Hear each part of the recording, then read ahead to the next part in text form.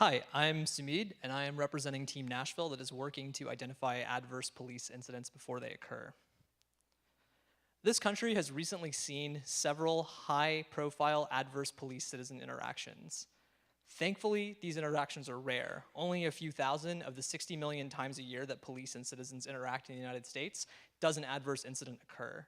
But if you're one of the people involved, the consequences can be dire, and as we've seen, sometimes even deadly. Even for the rest of us, adverse interactions are bad. They serve to degrade police trust by citizens, and that means that it's hard for good police officers to do good police work, and ultimately it makes neighborhoods less safe. So, this summer, Data Science for Social Good is partnering with two police departments, the Metro Nashville Police Department in Tennessee and the Charlotte-Mecklenburg Police Department.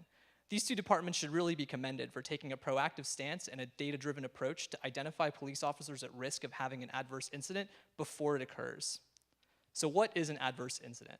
For the purposes of the work that we are doing, we define an adverse incident as any one of the following three things.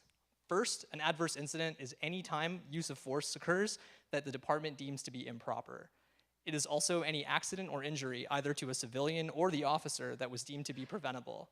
And finally, it's any serious complaint from either a colleague or a citizen that was sustained and led to a disciplinary action on the part of the department. Our work this summer has been to use the data that we have available to predict incidents like these before they occur. So let me describe how such a system works in practice. Here's two police officers from the Nashville Police Department. Over the course of a year, they'll do many things as police officers. They'll make arrests, make traffic stops, issue citations. They might get transferred, they might move, they might even get married or get divorced.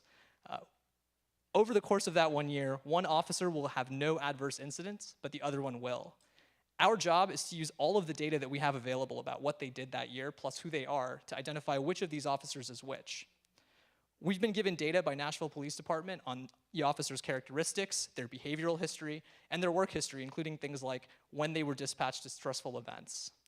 We use this data to predict which of these officers is at low risk of having an adverse incident and which officer is at high risk of having adverse incidents. The idea here is that the Metro Nashville Police Department will use these predictions to intervene on the high-risk officer and prevent that adverse incident from ever taking place. Our goal and our deliverable to Nashville Police Department is to give them a risk score for every officer in the department. This risk score is a number that goes up and down as the officers perform more police activity and we get more data. Supervisors in the Nashville Police Department can look at officers that they command and look at these risk scores to identify which officers are in need of retraining or counseling as an intervention. So let's take a look at the Nashville Police Department. This is a depiction of the 1,000 or so police officers in Metro Nashville Police Department. In the course of any year, about 5% or 50 officers will go on to have an adverse incident. If at the beginning of a year we knew exactly which 50 officers these were, we would target those officers and those officers alone for intervention. We would intervene on them with training or counseling and avoid all of the adverse incidents that occur in Nashville in a given year. Of course, at the beginning of the year, you don't know which officers are going to have an adverse incident. So what a lot of police departments do is what's called as a threshold-based model. This is a model that flags as high-risk officers who, for example, have more than 3 disciplinary complaints in a given month.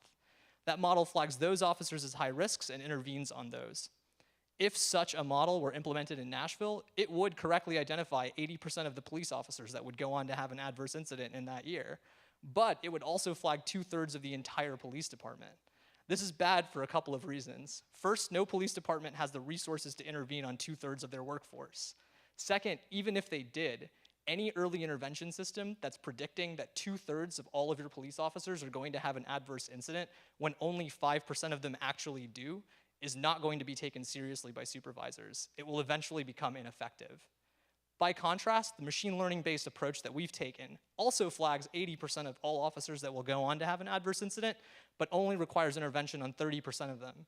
Moreover, we don't just provide a flag that says whether an officer will or will not have an adverse incident. We provide a risk score that can be used by supervisors to, at their discretion, decide whether to intervene or not.